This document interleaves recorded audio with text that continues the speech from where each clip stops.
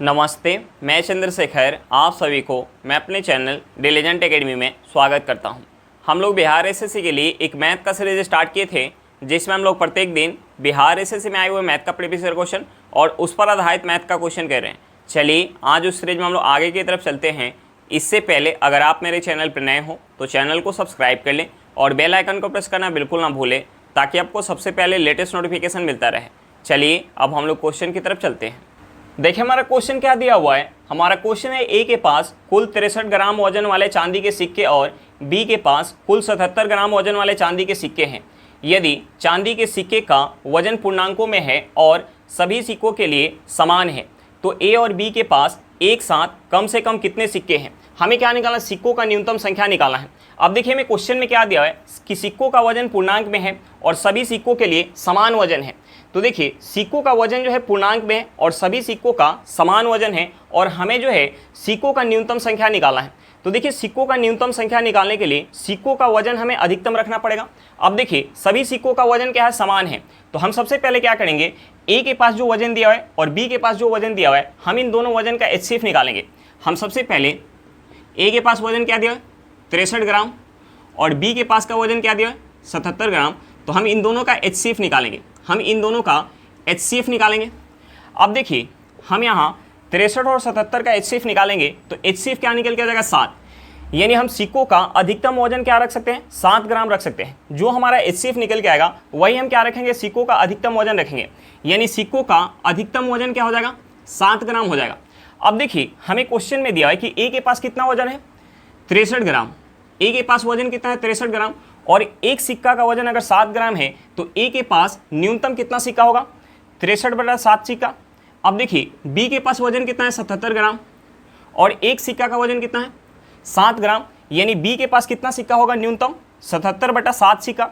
अब देखिए 7 से 63 कितने बार में जाएगा, 9 बार में। 7 से 77 कितने बार में जाएगा, 11 बार में। हम 9 में 11 ऐड करेंगे तो यहाँ से सिक्कों का न्यूनतम संख्या क्या निकल के आ जाएगा, 20 निकल के आ जाएगा। हमारा आंसर क्या निकल के आएगा, 20 निकल के आ गया। चलिए क्वेश्चन समझ में आ गया होगा, नेक्स्ट क्वेश्चन पे चलते हैं। देखिए हमारा क्वेश्चन क्या दिया हुआ है। हमारा क्वेश्चन है कुल 504 छात्रों में लड़कों एवं लड़कियों का अनुपात 13:11 है। यदि 3 लड़कियां और आ जाती है तो क्या अनुपात होगा। हमें क्या निकालना है, नया अनुपात निकालना है। अब देखिए हमें क्वेश्चन में लड़कों और लड़कियों का हमें रेशियो क्या दिया है। हमें क्वेश्चन में लड़कों और लड़कियों का हमें रेशियो क्या दिया है, 13:11 दिया है। तो देखिए हमने मान लिया कि 13 यूनिट अगर लड़के हैं तो लड़कियां कितनी है, 11 यूनिट। यानी यहाँ से टोटल संख्या कितना हो जाएगा, यहाँ से टोटल संख्या हो जाएगा 24 यूनिट। जबकि हमें क्वेश्चन में टोटल संख्या कितना दिया, 504। यानी इस 24 यूनिट का वैल्यू हमें क्वेश्चन में क्या दिया, 504 दिया है। अब देखिए हमें क्वेश्चन में 24 यूनिट का वैल्यू दिया हुआ है तो हम यहाँ से 1 यूनिट का वैल्यू निकाल सकते हैं। 1 यूनिट का वैल्यू क्या हो जाएगा, हम इसे अगर 24 से काटेंगे तो ये 24 से कितने बार में जाएगा, 21 बार में जाएगा। अब देखिए 1 यूनिट का वैल्यू अगर हमें पता चल गया तो हम यहाँ से 13 यूनिट का वैल्यू निकाल सकते हैं। देखिए हम 21 में अगर 13 से गुना करेंगे तो 21 में अगर हम 10 से गुना करेंगे तो 210 हो जाएगा। 21 में 3 से गुना करेंगे तो 63 हो जाएगा। 210 में अगर हम 63 ऐड करेंगे तो ये हमारा क्या हो जाएगा, 273 हो जाएगा। अब देखिए हम यहाँ से 11 यूनिट का वैल्यू निकाल सकते हैं। 21 में अगर हम 11 से गुना करेंगे तो ये हमारा क्या हो जाएगा, ये हमारा हो जाएगा 231। अब देखिए पहले जो है लड़कों का संख्या 273 होगा, 273। तो लड़कियों का संख्या कितना हो जाएगा, 231। अब देखिए 3 और लड़कियां आ रही है, यानी अब लड़कियों का संख्या कितना हो जाएगा। हम इसमें अगर 3 ऐड करेंगे तो यहाँ जो है नया रेशियो क्या हो जाएगा, नया रेशियो हो जाएगा। यानी अब लड़कों का संख्या कितना हो जाएगा, 273 और लड़कियों का संख्या कितना हो जाएगा, हम इसे ऐड करेंगे तो ये हमारा हो जाएगा 234। नया रेशियो हमारा क्या निकल के आ जाएगा, 273:234 निकल के आ जाएगा। अब देखिए हम इसे 3 से काट सकते हैं। अगर हम इसे 3 से काटेंगे तो ये 3 से कितने बार में जाएगा, ये 3 से 9 बार में जाएगा, 3 से 1 बार में जाएगा। हम इसे अगर 3 से काटेंगे तो ये 3 से जाएगा 7 बार में, हाथ में 2 24 हो जाएगा। 24 3 से जाएगा 8 बार में। अब देखिए हम इसे 13 से काट सकते हैं। 13 से काटेंगे तो 13 से 91 और 13 6 78। यानी नया रेशियो हमारा क्या निकल के आएगा, 7:6 निकल के आ गया। हमारा आंसर क्या निकल के आ गया, 7:6 निकल के आ गया। चलिए क्वेश्चन समझ में आ गया होगा, नेक्स्ट क्वेश्चन पे चलते हैं। देखिए हमारा क्वेश्चन क्या दिया हुआ है। हमारा क्वेश्चन है एक्स तथा वाई अपनी पूंजी क्रमशः 3:2 के अनुपात में निवेश करते हैं। यदि कुल लाभ का 5% दान पत्र में जमा किया गया तथा एक्स ने 8,550 रुपये का लाभ प्राप्त किया तो कुल लाभ ज्ञात करें। हमें क्या निकालना है, कुल लाभ निकालना है। तो देखिए कुल लाभ अपने आप में क्या होगा, 100% होगा। कुल लाभ अपने आप में क्या होगा, 100%, जिसमें से 5% दान किया जा रहा है, जिसमें से 5% दान किया जा रहा है। तो देखिए 5% दान करने के बाद शेष कितना बच जाएगा, 95%। अब देखिए इस शेष लाभ को एक्स और वाई में जो है बांटा जा रहा है। अब देखिए हमें क्वेश्चन में और क्या दिया हुआ है, हमें क्वेश्चन में एक्स और वाई का पूंजी का रेशियो दिया है और शेष लाभ को एक्स और वाई में बांटा जा रहा है। शेष लाभ क्या है, 95%। तो देखिए अगर हमें लाभ का रेशियो पता चल जाए, हमें लाभ का रेशियो पता चल जाए तो हम वहां बता पाएंगे कि शेष 95% में से एक्स को कितना प्रतिशत मिल रहा है और वाई को कितना प्रतिशत मिल रहा है। तो देखिए हम लाभ का रेशियो कैसे निकालते हैं, लाभ का रेशियो निकालने के लिए पूंजी का रेशियो निकाल के और समय का रेशियो निकाल के हम गुना करते हैं तो हमारा लाभ का रेशियो निकल के आता है। अब देखिए इस क्वेश्चन में हमें समय के बारे में कुछ भी नहीं दिया है तो हम दोनों का समय बराबर मान के चलेंगे। तो देखिए जब भी दोनों का समय बराबर हो और दो लोगों के बीच का हमें जो है पूंजी का रेशियो दिया हो तो लाभ का रेशियो क्या हो जाएगा, जो हमारा पूंजी का रेशियो होगा वही हमारा लाभ का रेशियो हो जाएगा। तो देखिए यहाँ हमारा लाभ का रेशियो क्या हो जाएगा, यहाँ हमारा लाभ का रेशियो क्या हो जाएगा, जो हमारा पूंजी का रेशियो है एक्स और वाई के पूंजी का हमें रेशियो क्या दिया है, 3:2 दिया है। तो लाभ का भी हमारा रेशियो क्या हो जाएगा, 3:2 हो जाएगा। यानी उस शेष लाभ में से अगर एक्स को 3 यूनिट मिल रहा होगा तो वाई को कितना मिला होगा, 2 यूनिट। यानी यहाँ से टोटल जो है शेष लाभ कितना हो जाएगा, यहाँ से टोटल शेष लाभ हो जाएगा 5 यूनिट और शेष लाभ है कितना, 95%। यानी इस 5 यूनिट का वैल्यू क्या है, 95% है। तो हम यहाँ से 1 यूनिट का वैल्यू निकाल सकते हैं, हम यहाँ से 1 यूनिट का वैल्यू निकाल सकते हैं। देखिए 1 यूनिट का वैल्यू क्या हो जाएगा, 19% हो जाएगा। अब देखिए हमें 1 यूनिट का वैल्यू पता चल गया तो हम यहाँ से इस 3 यूनिट का वैल्यू निकाल सकते हैं। 3 यूनिट का वैल्यू क्या हो जाएगा, 57%। यानी उस शेष लाभ में से एक्स को कितना मिल रहा होगा, 57%। और हमें क्वेश्चन में दिया हुआ है कि एक्स को कितना मिल रहा है, 8,550 रुपया। और यहाँ जो है प्रतिशत में एक्स को कितना मिल रहा है, 57%। यानी इस 57% का वैल्यू हमें क्वेश्चन में कितना दिया है, 8,550 रुपये दिया है। तो देखिए हम यहाँ से 1% का वैल्यू निकाल सकते हैं। 1% का वैल्यू क्या हो जाएगा, 150 रुपये हो जाएगा। अब देखिए हमें 1% का वैल्यू पता चल गया तो हमसे पूछ क्या रहा है, कुल लाभ। तो देखिए कुल लाभ अपने आप में क्या होगा, 100%। हमें 1% का वैल्यू पता है तो हम यहाँ से 100% का वैल्यू बता पाएंगे। 100% का वैल्यू क्या हो जाएगा, 15,000 रुपये हो जाएगा। कुल लाभ हमारा क्या निकल के आएगा, 15,000 रुपये निकल के आएगा। आंसर हमारा क्या निकल के आएगा, 15,000 रुपये निकल के आएगा। चलिए क्वेश्चन समझ में आ गया होगा, नेक्स्ट क्वेश्चन पे चलते हैं। देखिए हमारा क्वेश्चन क्या दिया हुआ है, हमारा क्वेश्चन है 40 संख्याओं का औसत 36 है, पहली 25 संख्याओं का औसत 31 है एवं अंतिम 16 संख्याओं का औसत 43 है। 25वीं संख्या ज्ञात कीजिए। हमें क्या निकालना है, 25वीं संख्या निकालना है। अब देखिए हमें क्वेश्चन में क्या दिया है, हमें क्वेश्चन में 40 संख्या का हमें औसत क्या दिया हुआ है, हमें क्वेश्चन में 40 संख्या का औसत दिया है 36। प्रथम 25 संख्या का हमें औसत क्या दिया है, प्रथम 25 संख्या का हमें औसत दिया हुआ है 31। अंतिम 16 संख्या का हमें औसत क्या दिया, अंतिम 16 संख्या का औसत दिया हुआ है हमें 43। और हमसे पूछ क्या रहा है, 25वीं संख्या पूछ रहा है, हमसे पूछ क्या रहा है 25वीं संख्या।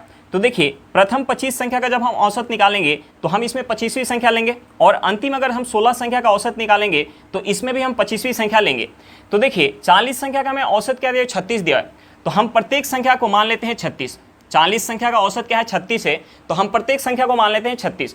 तो देखिए जब हम प्रथम 25 संख्या का औसत निकाल रहे हैं तो औसत कितना निकल के आ रहा है, 31 निकल के आ रहा है और हम प्रत्येक संख्या को क्या मान रहे हैं, 36 मान रहे हैं। यानी औसत यहाँ जो है कितना कम निकल के आ रहा है, यहाँ औसत जो है, यहाँ औसत 5 कम निकल के आ रहा है। और यहाँ टोटल संख्या कितना है, यहाँ टोटल संख्या है 25। यानी यहाँ योग में टोटल कितना का कमी आ जाएगा, यहाँ योग में टोटल कितना का कमी आ जाएगा, 125 का। अब देखिए जब हम अंतिम 16 संख्या का औसत निकाल रहे हैं, हम अंतिम 16 संख्या का औसत निकाल रहे हैं तो औसत हमारा कितना निकल के आ रहा है, 43 निकल के आ रहा है और प्रत्येक संख्या हमारी क्या है, 36 है। यानी औसत क्या निकल के आना चाहिए था, 36 निकल के आना चाहिए था। तो देखिए यहाँ औसत कितना ज़्यादा निकल के आ रहा है, यहाँ औसत जो है कितना ज़्यादा निकल के आ रहा है, यहाँ औसत जो है 7 ज़्यादा निकल के आ रहा है और यहाँ टोटल संख्या कितनी है, 16 है।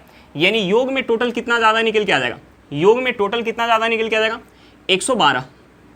अब देखिए हम इन दोनों को ऐड करेंगे, हम इन दोनों को ऐड करेंगे तो यहाँ से हमारा क्या निकल के आ जाएगा, -13 निकल के आ जाएगा।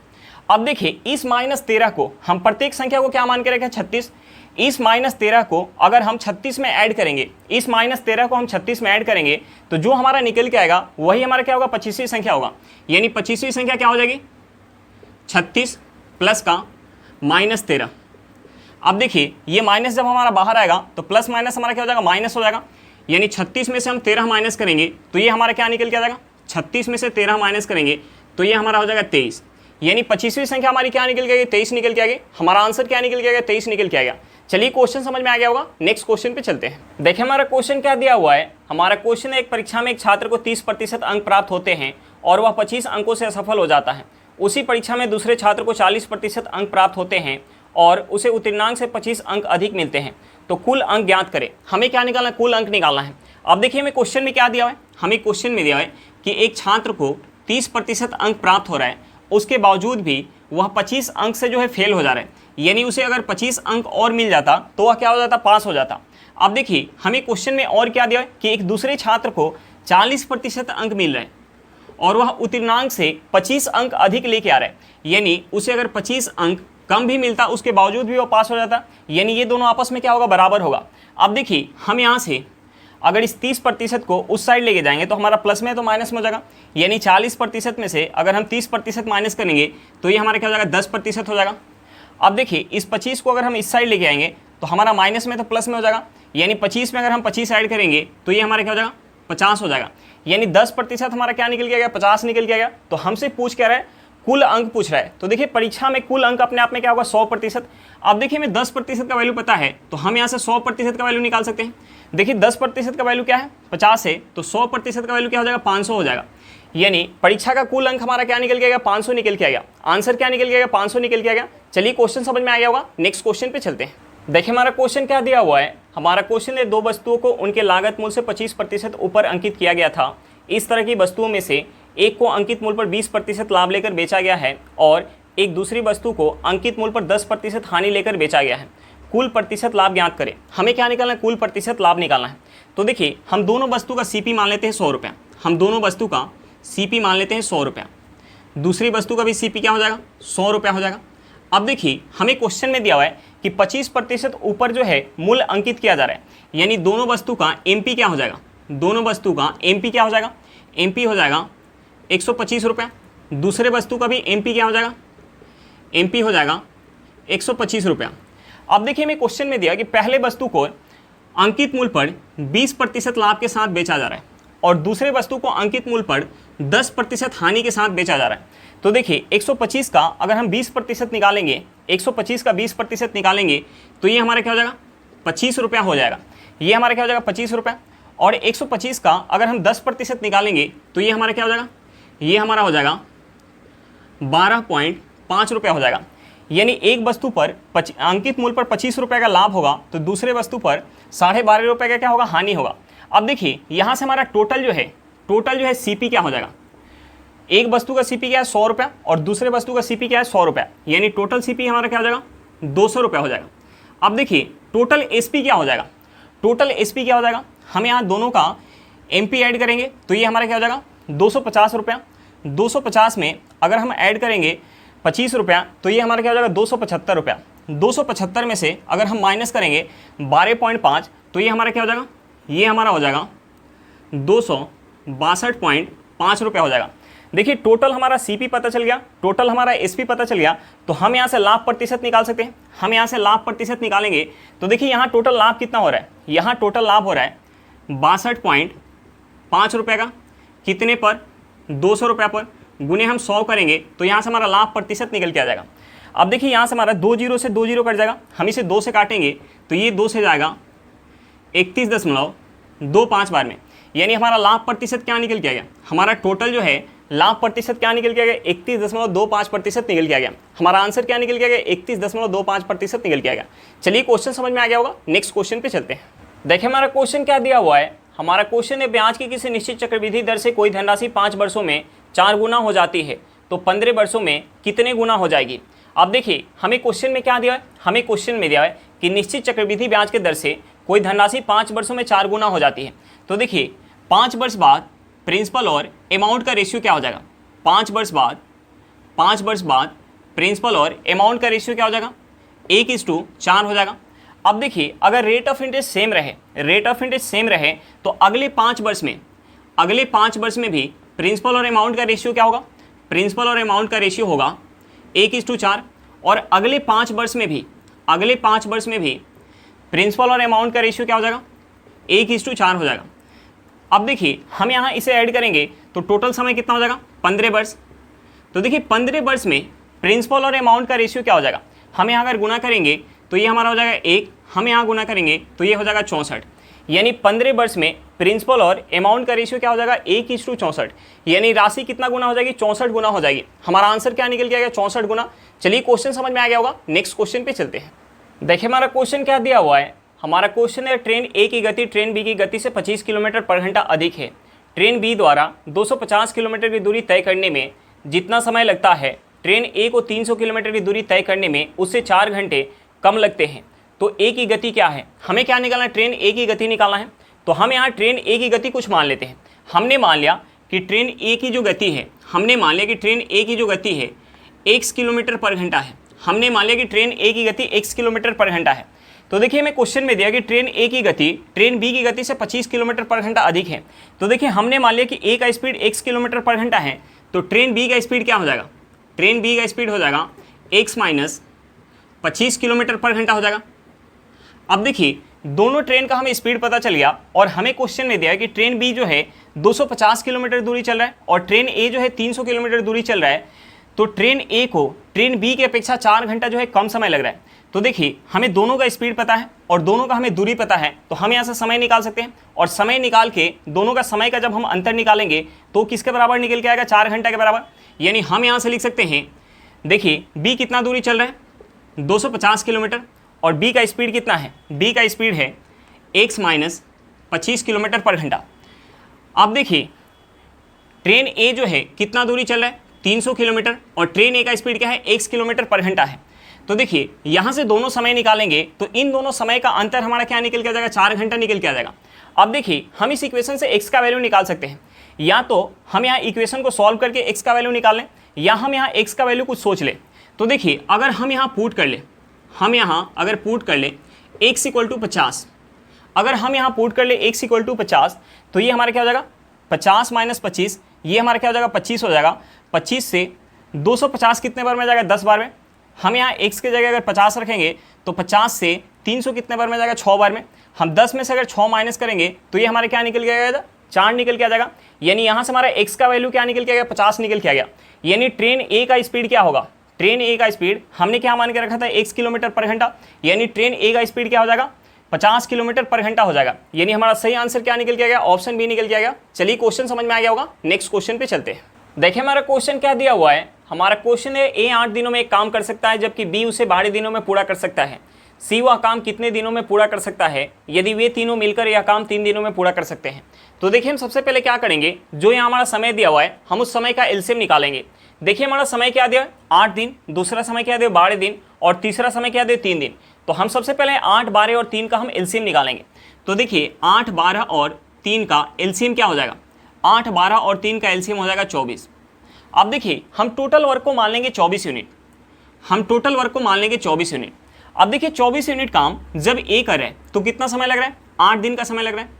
24 यूनिट काम जब बी कर रहा है तो कितना समय लग रहा है, 12 दिन का समय लग रहा है। 24 यूनिट काम जब बी कर रहा है तो 12 दिन का समय लग रहा है। और जब 24 यूनिट काम तीनों साथ में मिलके यानी ए प्लस बी प्लस सी तीनों साथ में मिलके कर रहे हैं तो कितना समय लग रहा है, 3 दिन का समय लग रहा है। तो देखिए हम यहाँ से इफिशिएंसी निकाल सकते हैं। ए जो है 8 दिन में अगर 24 यूनिट काम कर रहा है तो एक दिन में कितना काम करेगा, 3 यूनिट। बी जो है 12 दिन में अगर 24 यूनिट काम कर रहा है तो एक दिन में कितना काम करेगा, 2 यूनिट। और तीनों मिलकर 3 दिन में अगर 24 यूनिट काम कर रहे हैं तो एक दिन में कितना काम करेंगे, 8 यूनिट। अब देखिए यहाँ से हमारा ए का इफिशिएंसी क्या निकल के आएगा, 3 यूनिट। बी का इफिशिएंसी क्या निकल के आएगा, 2 यूनिट। और तीनों का इफिशिएंसी क्या निकल के आएगा, 8 यूनिट। तो देखिए हमें ए का इफिशिएंसी पता है, बी का इफिशिएंसी पता है और तीनों का इफिशिएंसी पता है, तो हम यहाँ से सी का इफिशिएंसी निकाल सकते हैं। देखिए सी का इफिशिएंसी निकालने के लिए तीनों के इफिशिएंसी में से अगर हम ए और बी का इफिशिएंसी माइनस करेंगे तो सी का इफिशिएंसी निकल के आ जाएगा। देखिए यहाँ से हमारा सी का इफिशिएंसी क्या निकल के आ जाएगा, ए का इफिशिएंसी 3 यूनिट है, बी का कितना है, 2 यूनिट। यानी इन दोनों का मिला के कितना हो जाएगा, 5 यूनिट। और तीनों का इफिशिएंसी कितना है, 8 यूनिट। यानी 8 में से अगर हम 5 माइनस करेंगे तो ये हमारा क्या हो जाएगा, 3 यूनिट। यानी सी का इफिशिएंसी क्या निकल के आएगा, 3 यूनिट निकल के आएगा। तो देखिए हमसे पूछ रहा है कि सी को उस काम को पूरा करने में कितना समय लगेगा। देखिए टोटल काम कितना है, 24 यूनिट। टोटल काम कितना है, 24 यूनिट। और सी का इफिशिएंसी कितना है, 3 यूनिट। यानी 3 यूनिट के इफिशिएंसी के साथ 24 यूनिट काम करने में कितना समय लग जाएगा, 8 दिन का समय लग जाएगा। हमारा आंसर क्या निकल के आ गया, 8 दिन निकल के आ गया। चलिए क्वेश्चन समझ में आ गया होगा, नेक्स्ट क्वेश्चन पे चलते हैं। देखिए हमारा क्वेश्चन क्या दिया हुआ है। हमारा क्वेश्चन एक समचतुर्भुज का परिमाप 40 मीटर है और इसकी ऊंचाई 5 मीटर है, तो इसका क्षेत्रफल क्या होगा। हमें क्या निकालना, समचतुर्भुज का क्षेत्रफल निकालना है। अब देखिए हमें क्वेश्चन में समचतुर्भुज का परिमाप क्या दे, 40 मीटर। तो देखिए समचतुर्भुज का चारों भुजा आपस में क्या होती है, बराबर होती है। तो परिमाप का फॉर्मूला क्या हो जाएगा, 4 इंटू भुजा हो जाएगा। परिमाप का फॉर्मूला क्या हो जाएगा, 4 इंटू भुजा। अब देखिए हमें क्वेश्चन में परिमाप क्या दिया, 40 मीटर दिया हुआ है। तो देखिए हम यहाँ से भुजा निकाल सकते हैं। भुजा यहाँ से हमारा क्या निकल के जाएगा, 4 से अगर हम 40 को काटेंगे तो ये कितने बार में जाएगा, 10 बार में। यानी भुजा क्या निकल के आएगा, 10 मीटर। और हमें क्वेश्चन में ऊंचाई क्या दिया हुआ है, हमें ऊंचाई दिया हुआ है 5 मीटर। तो हमसे पूछ क्या रहा है, हमसे पूछ रहा है क्षेत्रफल। हमसे पूछ क्या रहा है, क्षेत्रफल पूछ रहा है। तो देखिए क्षेत्रफल क्या हो जाएगा, भुजा गुने ऊंचाई हो जाएगा। अब देखिए भुजा हमारा क्या है, भुजा है 10 मीटर, ऊंचाई क्या है 5 मीटर। यानी यहाँ से हमारा क्षेत्रफल क्या निकल के आ जाएगा, 50 मीटर स्क्वायर निकल के आ जाएगा। हमारा आंसर क्या निकल के आ गया, 50 मीटर स्क्वायर निकल के आ गया। चलिए क्वेश्चन समझ में आ गया होगा। आज के लिए इतना ही, फिर मिलते हैं नेक्स्ट क्लास में। अगर क्लास अच्छा लगे तो क्लास को लाइक करिएगा। अगर आप मेरे चैनल पर नए हो तो चैनल को सब्सक्राइब करिएगा और क्लास को अपने दोस्तों के साथ शेयर करना बिल्कुल मत भूलिएगा। चलिए बाय बाय।